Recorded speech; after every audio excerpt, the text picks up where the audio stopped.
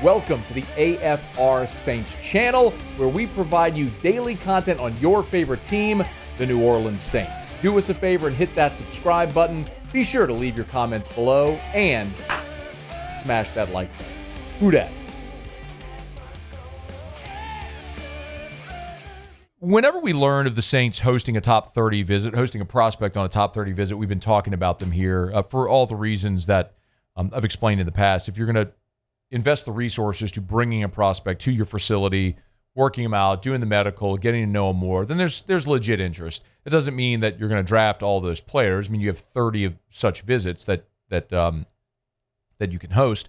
The Saints have 9 picks, so just math. They're not going to be able to draft all these players, but it is a very good indicator that there's sincere interest in that player and where they might be picking the draft. Well, one of the players that the Saints reportedly did bring into the facility this week is Arkansas wide receiver Isaac Teslaa, a name that should be familiar to a lot of SEC fans. Teslaa this makes a lot of sense for New Orleans, primarily because he breaks the mold of what you presently have. Jordan Schultz put it on Twitter that Teslaa visited the Lions, Bills, Saints, and Rams. So, and other people have it as well. Ryan Fowler at Draft Network reported that Teslaa visited the New Orleans Saints.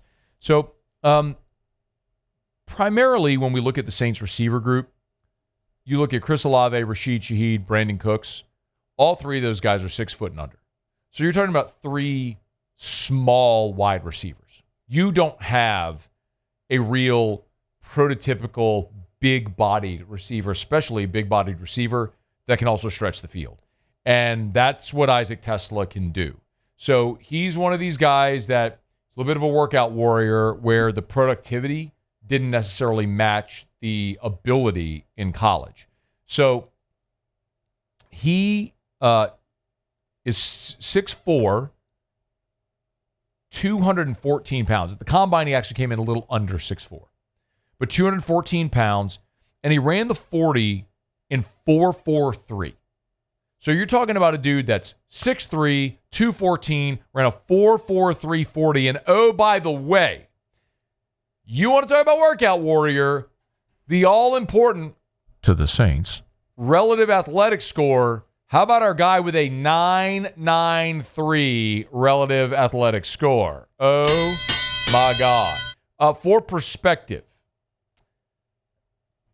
since 1987, are you ready for this number? Since 1987, there have been 3,815 receivers to enter the NFL draft. Isaac Teslaa's relative athletic score ranks 29th. 29th out of 3,815 receivers to enter the NFL since 1987. Oh my goodness. For an organization that loves the relative athletic score, Isaac Teslaa is their wet dream. I mean, this is a sight to behold. Problem is the productivity wasn't there. Over the last 2 years, he played in 25 games and had just 62 catches for 896 yards and 5 touchdowns. You would have expected with a guy that's that physically gifted that maybe there would have been more productivity at the college level. But sometimes, and that's why, by the way, when you look at his draft ranking where he falls, he's projected as like a 5th or 6th round guy, a day 3 draft pick. Now, I also believe that's a reason why you don't need to go wide receiver at number 9. Now, look, if you are absolutely head over heels smitten with Tetairoa McMillan, he's there at 9, you pick him, okay. I mean, there have been awesome wide receivers that have gone in the top 10 and first rounders in general. From a decade ago when Mike Evans was 7th overall to guys like Jamar Chase. I mean, you can go through the list of those top-tier elite-level receivers. But last year in the NFL, in 2024, there were 24 1,000-yard receivers. They had a couple tight ends mixed in there like Brock Bowers. But of the 24 pass catchers that went over 1,000 yards, 14 of them were first-rounders, meaning 10 were drafted outside of round 1. Yes, there's Jamar Chase and Justin Jefferson and Brian Thomas and Malik Neighbors and Jackson Smith and Jigba and CeeDee Lamb and Jerry Jeudy and elite level talents. But you can find guys outside of round one like A.J. Brown and Devontae Adams and Nico Collins and Jacoby Myers and Puka Nacua and Tyreek Hill. You can find value at receiver throughout the NFL draft. So while the New Orleans Saints have got to address receiver, I would say receiver is the biggest need offensively in this draft for the New Orleans Saints. I don't think it has to be at number 9. If they go Tetero and McMillan at 9, I'm good with that. I've told you, and I've been consistent on this. There's only 2 things that I will be very displeased. You want to see Matt red-faced, yelling, screaming, sweating, all that stuff? Ashton Genty at 9 or trading up from 9 to get a quarterback. Those are the 2 things where I would be pissed off. Anything else, whatever they do at 9, I'm going to be good. Because when you're as bad as the Saints are, they need everything. So if they go McMillan at 9, great. But if they decide, hey, we're going to go best player, and there's a guy available who's like the 5th best player in the entire draft on their board, and they take him. Whoever that may be. Maybe it's one of the offensive linemen. Maybe it's Mason Graham. Maybe it's Mykel Williams, one of the edge rushers. I don't know. But if they do that, fine. Because then you can get a pass catcher at 40. Or in round 3. Or a guy like Isaac Teslaa in round 5 or 6. There's value throughout the draft. And it may be a thing where, like, for example, and this isn't gospel, this is just their ranking. ESPN ranks Isaac Teslaa as the 25th best receiver in this class.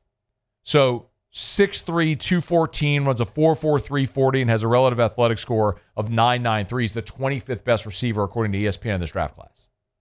I mean, you got a lot of raw material there that's pretty incredible to work with. But look at a guy like Trey Harris. Trey Harris from Ole Miss, before the injury, was a total freak show that in the best conference in America, nobody could touch. He's a guy that, if you believe these rankings, will probably be on the board at number 40. Like Isaiah Bond, who started his career at Alabama, went to Texas. Isaiah Bond is projected to be like a round 3 guy. Maybe, and you got 2 third-round picks, maybe like your early round 3 pick could be a spot where you're looking at Isaiah Bond. And then maybe you're getting best available at 9, best available at 40, and then you get a really good value pick at receiver in round 3. I think no matter where the Saints choose to pick receiver, and they're going to pick a receiver in this draft, you have an offensive-minded head coach, and it is a desperate need. I don't care that you signed Brandon Cooks. It was a stupid signing anyway. Signing Brandon Cooks wasn't stupid. Giving Brandon Cooks a 2-year contract for a 31-year-old receiver who's declined each of the last 3 years and is basically an older version of Rashid Shaheed, giving him a 2-year contract is stupid. If you brought in Cooks on a veteran minimum, I'd have been fine with it. The fact that you committed 2 years and was it $11 million, $7 million to Brandon Cooks, that's stupid. And that's what's plagued this organization. They signed old players to bad contracts. That's why they continue to be bad. But you got 3 small receivers, and then you've got Kevin Austin, Bub Means, Dante Pettis, Mason Tipton, and Cedric Wilson. Those are the receivers you have under contract. So you're going to go get me a big body dude that can fly in the middle rounds? Yeah, I'm good with it. I would love that. So keep an eye on Isaac Teslaa out of Arkansas.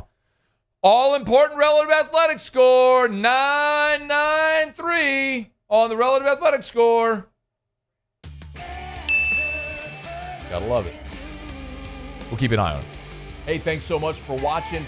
Please leave your comments. I love to interact. And be sure to hit the red subscribe button below.